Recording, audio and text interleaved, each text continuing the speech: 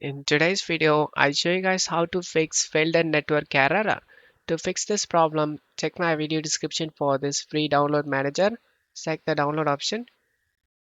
After the download done, select the setup and install the download manager and then open it and check this plus icon. Now go back to this Chrome and next to failed network errors, select this icon to copy the download link and go back to the free download manager.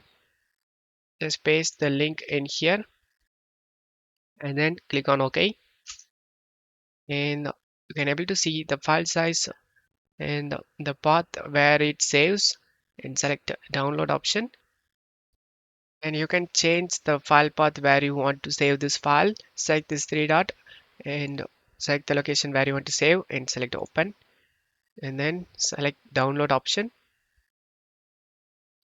In my case, as you can see, I already have downloaded successfully the same GPO file. That's how I fixed this problem. I'm gonna rename this.